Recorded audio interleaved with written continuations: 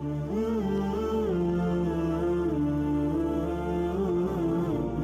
اللہ الرحمن الرحیم۔ السلام علیکم ورحمۃ اللہ وبرکاتہ۔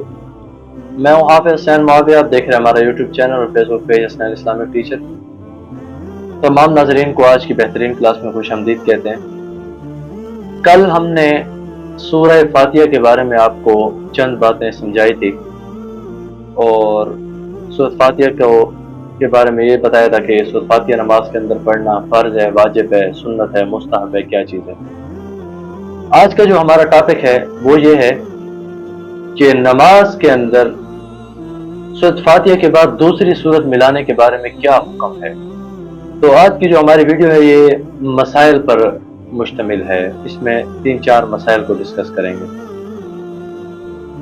سب سے پہلے یہ سمجھیں کہ جب کوئی بندہ امام کے پیچھے نماز پڑھ رہا ہو تو سورہ فاتحہ پڑھنا، سورۃ فاتحہ کے بعد سورت پڑھنا یہ امام کے لیے ہے، یہ حکم امام کے لیے ہے۔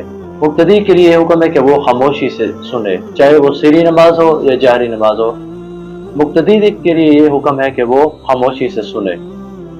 اگر کوئی بندہ اکیلا نماز پڑھ رہا ہو تو پھر چاہے وہ فرض پڑھ رہا ہو، سنت پڑھ رہا ہو، نفل پڑھ رہا ہو، تو وہ پھر سورۃ فاتحہ بھی پڑھے گا، ساتھ میں کوئی دوسری سورت بھی ملائے گا۔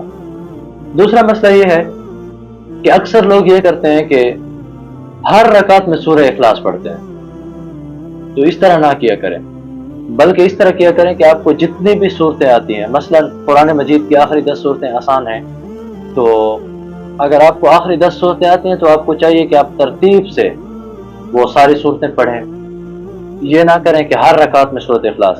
ہاں اگر نہیں آتی پھر مجبوری ہے، صرف سورۃ اخلاص ہی آتی ہے تو پھر ہے مجبوری، لیکن ساتھ میں دوسری صورتیں کو یاد کرنے کی کوشش کریں۔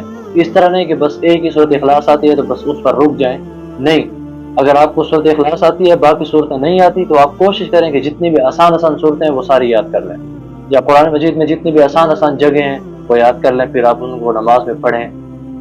اب دوسرا مسئلہ یہ ہے کہ کچھ لوگ کیا کرتے ہیں کہ ترتیب سے نہیں پڑھتے، بلکہ اس طرح کرتے ہیں کہ پہلی رکعت میں سورۃ اخلاص پڑھ لیتے ہیں، دوسری رکعت میں سورۃ اللہب پڑھ لیتے ہیں، یا اس طرح کر لیتے ہیں پہلی رکعت میں سورۃ الکافرون پڑھ لیتے ہیں، دوسری رکعت میں سورۃ الکوثر پڑھ لیتے ہیں، تو اس طرح کرنا بھی ٹھیک نہیں ہے، بلکہ اس طرح کریں کہ پہلی رکعت میں اگر سورۃ الکافرون پڑھی ہے تو دوسری رکعت میں اس کو چاہیے کہ وہ سورۃ النصر پڑھے، کہ پہلی رکعت میں سورۃ الکافرون پڑھی ہے، آگے وہ چاہتا ہے کہ میں ایک صورت چھوڑ دوں تو وہ ایک صورت نہ چھوڑے، بلکہ وہ 2 صورتیں چھوڑے یا 3 صورتیں چھوڑے۔ مثال کے طور پر اس نے سورۃ الکافرون پڑھی ہے، اب وہ ایک صورت چھوڑنا چاہتا ہے تو وہ ایک نہ چھوڑے بلکہ وہ 3-4 صورتیں چھوڑ دے، مثلا سورۃ النصر، لہب، اخلاص، یہ 3 چھوڑ دے، سورۃ الفلق پڑھ لے، تو یہ اس کے لیے ٹھیک ہو جائے گا۔ تو یہ تھا سورۃ الاخلاص کے بارے میں ہمارا آج کا مختصر سا ٹاپک۔ آخر میں سورۃ الاخلاص کا ترجمہ بتا دیتا ہوں، کیونکہ ہمارے معاشرے میں مشہور بھی سورۃ الاخلاص ہے اور اکثر لوگ پڑھتے بھی یہی ہیں۔